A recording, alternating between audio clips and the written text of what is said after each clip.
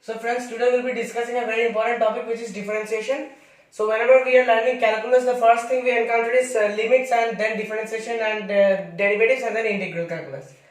So in physics, we need to use this concept of derivatives and these related concepts in a lot of cases in mechanics, even in thermodynamics and all. So basically, before we go to the concept of derivatives, first let's understand. Let's talk about a very important number, E, which is just Euler's number. Euler's number is is denoted by small e.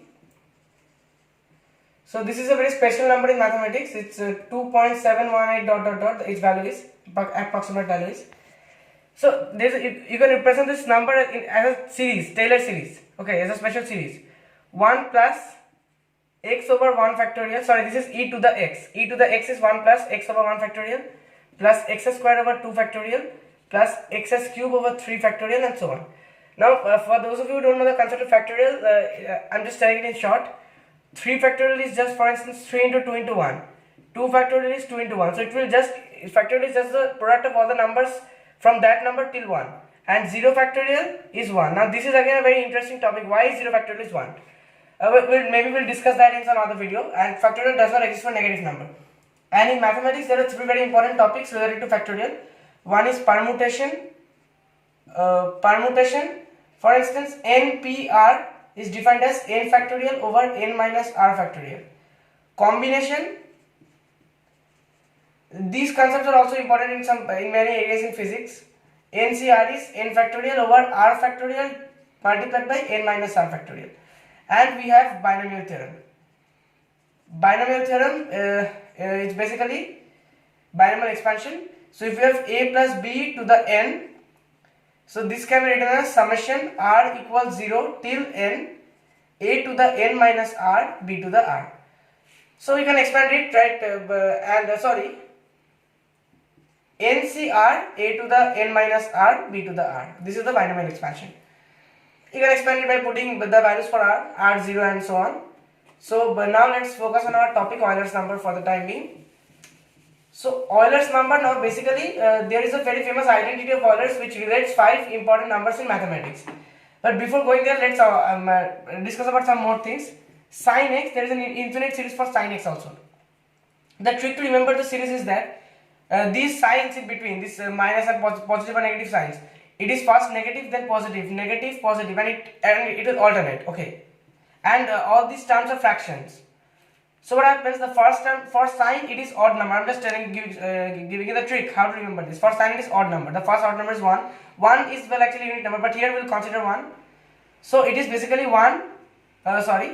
x to the 1 over the same number, the power of the x, it will come down and factorial over 1 factorial, minus second odd number is xs cube over 3 factorial plus x to the 5 over 5 factorial minus x to the 7 over 7 factorial. This is the series for sine. Similarly, we have a similar series for cos also. For cos, it is even number, 0 included. Okay, so 0 included, the first term will be x to the 0 over 0 factorial. Now the x to the 0 is 1 and 0 factorial is 1. So basically this is just 1. And this the pattern of the symbols will remain same, negative, positive, and so on. This is an infinite series actually. The second term is 0, then 2, x square over 2 factorial. Then we have x to the 4 over 4 factorial. Then we have x to the 6 over 6 factorial and so on. Now Euler tried to relate these 3 things, e to the x, cos x and sin x. Well, I will not show the exact derivation, but the thing is that e to the x, all the signs are positive. But here we have some negative numbers as well.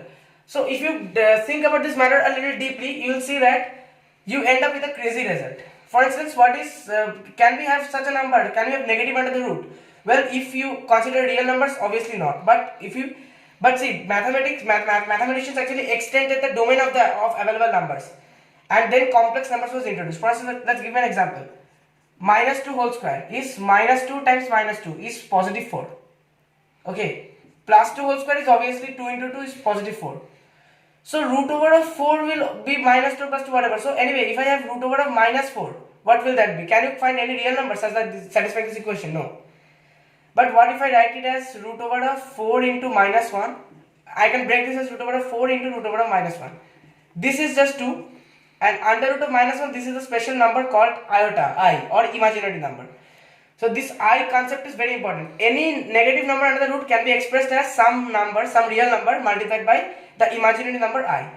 So though this concept may seem abstract to beginners, but this is actually true. Now if we introduce this concept here, we see that e to the ix is cos of x plus I sine of x.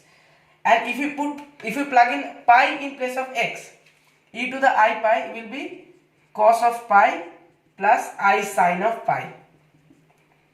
Right? So pi is 2 pi is 360 basically, so pi is 180. So this term is basically 0. Sine of pi is like, it will be 0.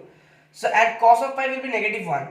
So e to the, because cos of 0 is like 1, and see this is the concept: 0, 90, 180, 270, and again 360 or 0. So this is in the opposite direction, 180 is in the opposite direction, right? Cos 0 is 1, so this will be -1. So if e to the I pi is -1, then e to the I pi plus 1 equals 0. And this is the famous Euler's identity. So that was all about the Euler's identity. Now let's start discussing about something which is more relevant to our topic, differentiation. But before we begin, one more point: limits. So limits, I am not a math teacher, I will not be like, I will just tell you the basic concept. For instance, here I have a graph. I am just giving an example.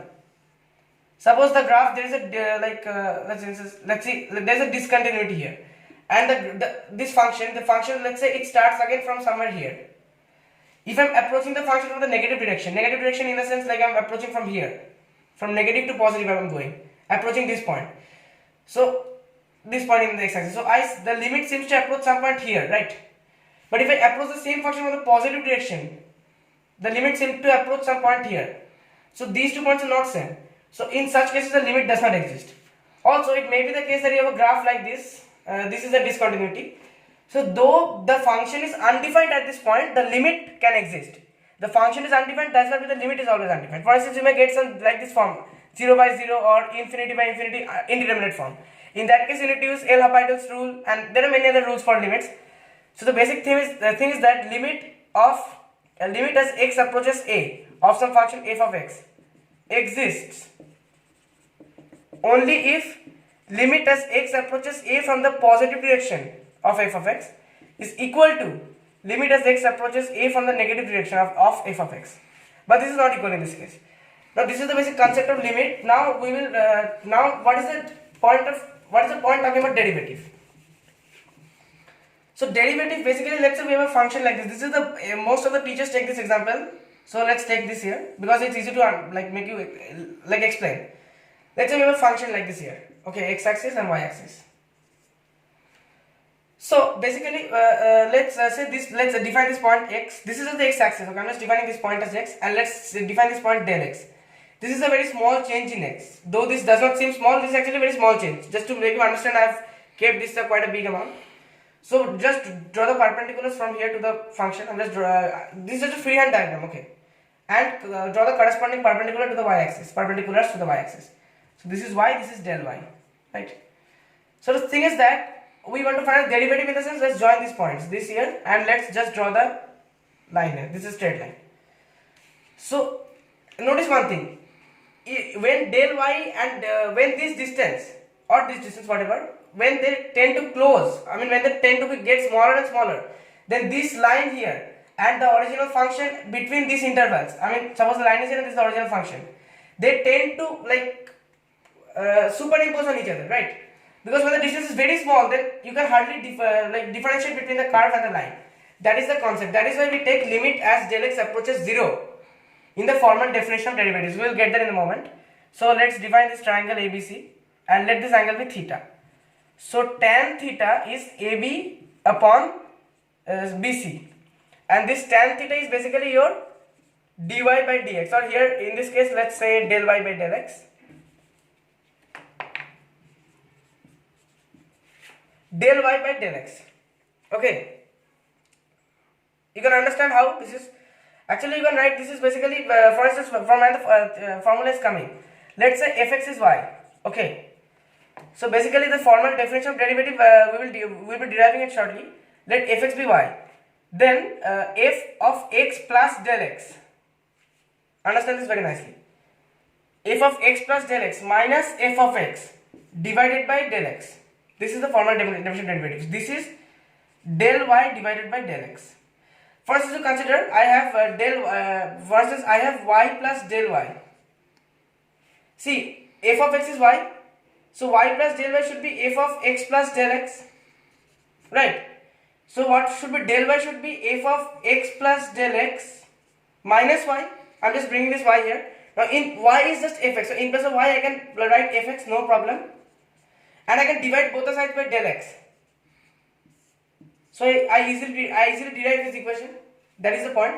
Now del you can also write in this form: dy by dx is f of x plus dx minus f of x divided by dx. Now we plug in limit on both the sides. So limit as del x or dx, let's say del x approaches 0. So here we have no del x term, so this will be like meaningless to write the limit on the left hand side. So this will remain dy by dx. This is basically limit as del x approaches or tends to 0 of f of x plus del x. Why del x tends to 0 I already explained, because in that case these two lines tend to like coincide, and that is our point. We need to find the derivative, minus f of x by dx. So this here is your formal definition of derivatives, and using this definition we can derive any derivative formula. Formal definition of derivatives. So this is the basic concept. Okay, now we'll be like, I'll just tell you the basic formulas for derivation that you needed at basic level to solve physics problems, and like the formulas required at the basic level. That's all. So first comes ddx of any isolated constant. So what is a constant? Constant means it is not changing. So if it is not changing, then what is the point of taking the derivatives? It's meaningless. So ddx of any constant c is 0. First thing. Second thing, ddx of x to the power of n, x raised to the power of n is n x to the n minus 1. So I already did a previous video. You can go to my channel and search it, where I derived this formula, or how this is coming. Basically, you just express this in the form of formal definition of derivative. One point here. If I ask you to express this equation here in that form, or the formal definition of derivative, what you will do? So x plus del x, this is the change in x. Now this entire thing will be operated on this. So here what is the operation? I am raising the function to the power of n minus x divided by del x. A limit del x tends to 0.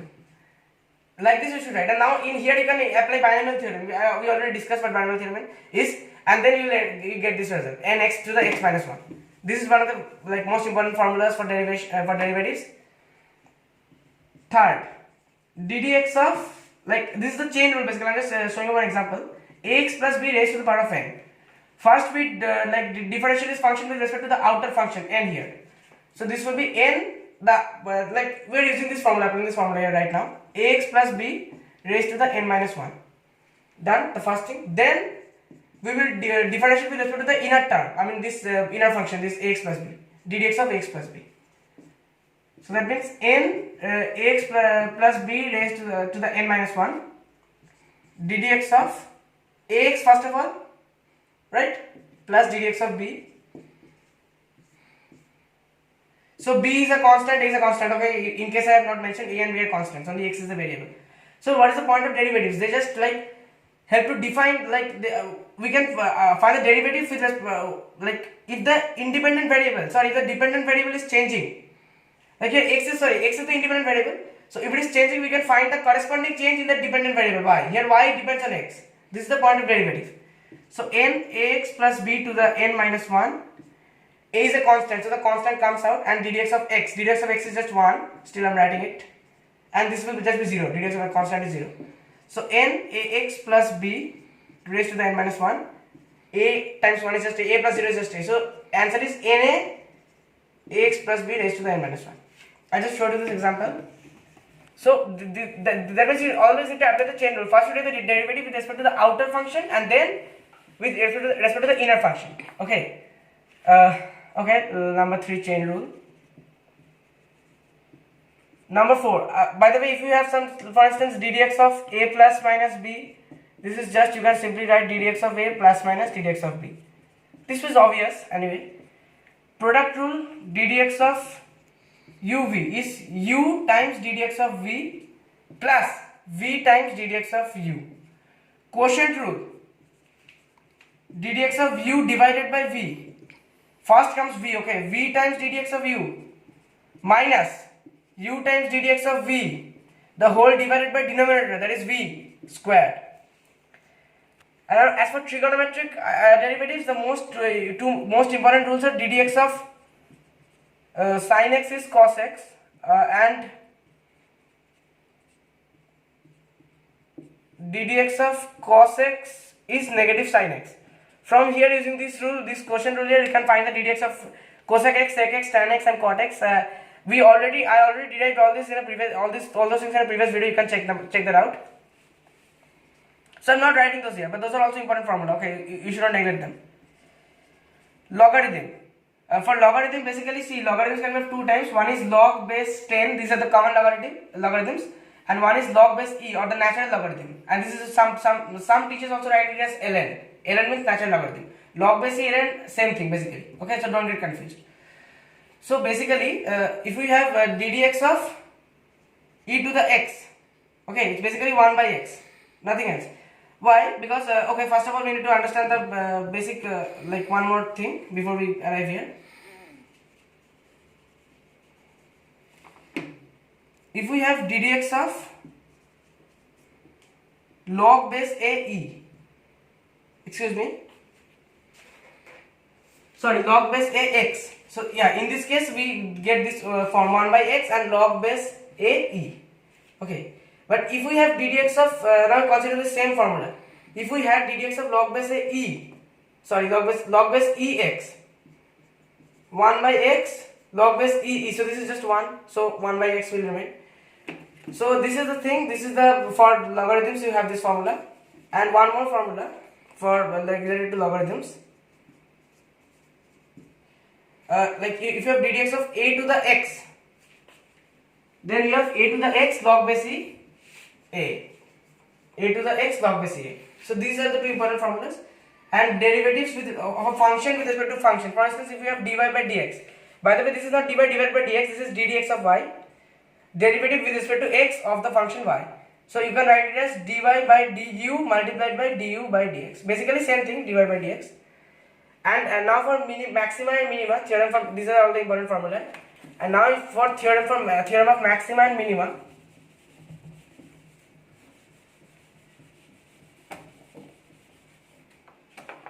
So suppose maximum minimum, first there are two conditions. First condition, d dx of y should be 0, first condition. Second from it you can find the value of x. Second condition, d square over the second order derivative, this is called d square over dx square of y. If this is greater than 0, if this is positive, then it is minimum value of that graph. And if this is lesser than 0, then maximum value of the graph you can get from there. So this is like, these concepts are second order derivative, very important. For instance, acceleration. What is acceleration? It is dv by dt. What is v? Velocity is the distance by time, ds by dt. So this is ddt of s, or ds by dt. So it's basically d square over dt square of s. We can also write acceleration like this. So second order derivative concept is also very important in different areas of physics. So basically we write it as dv by dt. And once you can like once these concepts are clear to you, can like derive this formula, those equations for motion. v equals u plus at, s equals ut plus half at square, and v square equals u square minus 2s, and for gravitation, like for equations involving the small g and height, you can also derive the likewise. So this was the basic concept of differentiation.